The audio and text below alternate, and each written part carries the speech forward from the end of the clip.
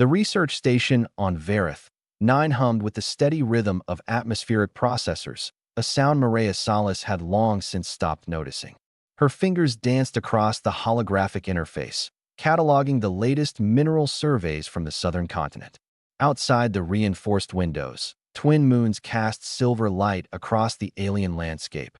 Jagged crystalline formations that sang in the wind, forests of bioluminescent flora that pulsed like heartbeats. 3 months into her assignment, and Mireya had finally hit her stride.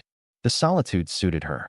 No office politics, no meaningless meetings, just pure research in one of the most geologically fascinating sectors of the Outer Rim.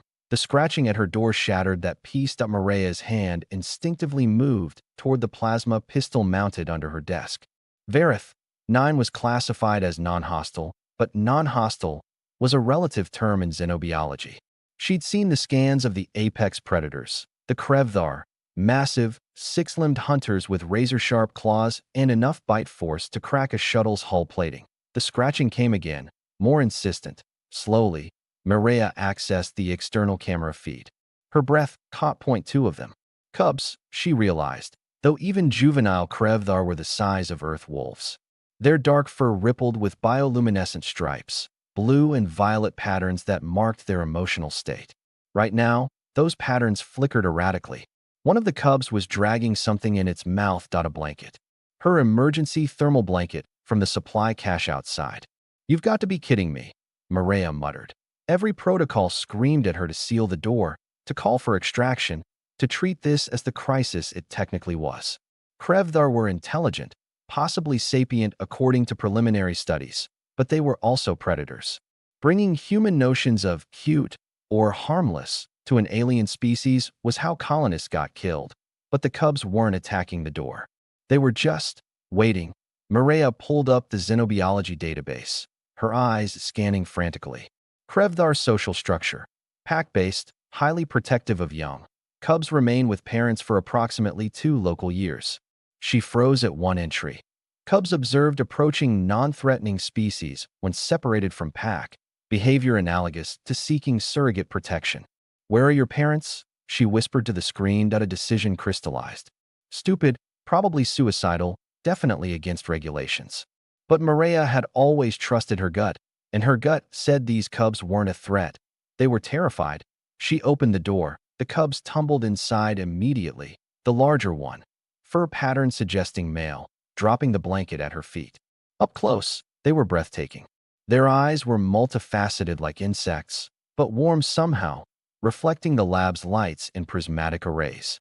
The smaller cub, female, Mireya guessed, pressed against her companion, both sets of bioluminescent stripes now pulsing a steady orange. Fear. The database had said orange meant fear. "Okay," Mireya said softly, crouching down. "Okay, it's all right." The male cub nudged the blanket toward her with his snout, then looked up expectantly. The intelligence in those eyes was unmistakable.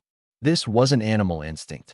This was a request. Mireya picked up the blanket, and the cubs immediately pressed closer, huddling against each other.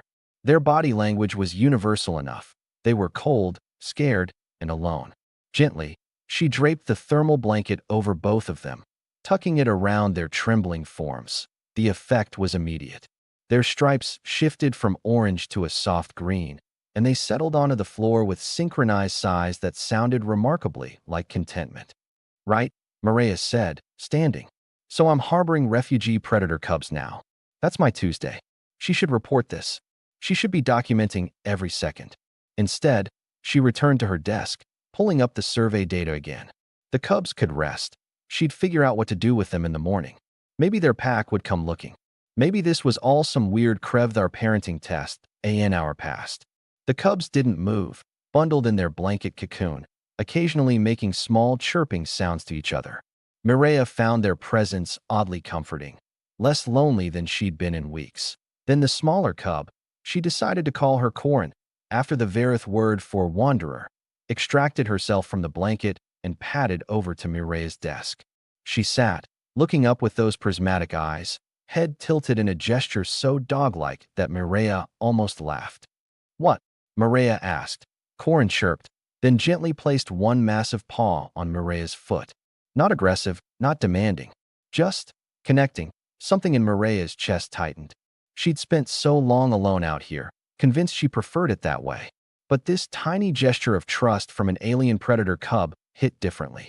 It reminded her why she'd joined the Colonial Science Corps in the first place. Not for the solitude, but for moments like this.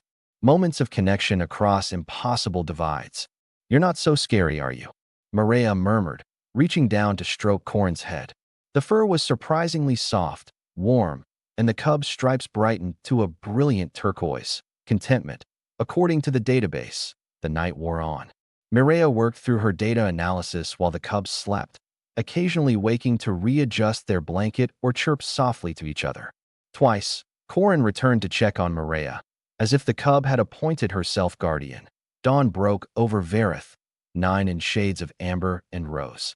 Mireya had just finished her final calculations when the long-range scanner pinged. Multiple Krevdar signatures, approaching fast. The cubs' heads shot up simultaneously, their stripes flashing white. Alert. They bounded to the window, and Mireya saw them. A pack of adult Krevdar, massive and magnificent, moving with lethal grace across the crystalline landscape. The cubs began keening, a high-pitched sound of recognition and relief. The adults answered with deeper calls that resonated in Mireya's bones. She opened the door, and the cubs rushed out, still trailing the blanket behind them like a cape. The reunion was immediate and tender. Adult Krevdar surrounding the cubs, checking them over with gentle snouts and rumbling vocalizations. Then the largest adult, the pack leader, Mireya presumed, turned to look at her. Those eyes, ancient and knowing, held her gaze for a long moment. The leader's stripes shifted through a complex pattern, orange, green, turquoise, white. Mireya didn't need the database to understand. "Thank you." The pack turned to leave, but Corin broke away one last time, bounding back to Mireya. The cub dropped something at her feet, a crystalline stone, naturally faceted and glowing with internal light. Then, with a final chirp, Corin rejoined her family. Mireya picked up the crystal, closing her fingers around its warmth.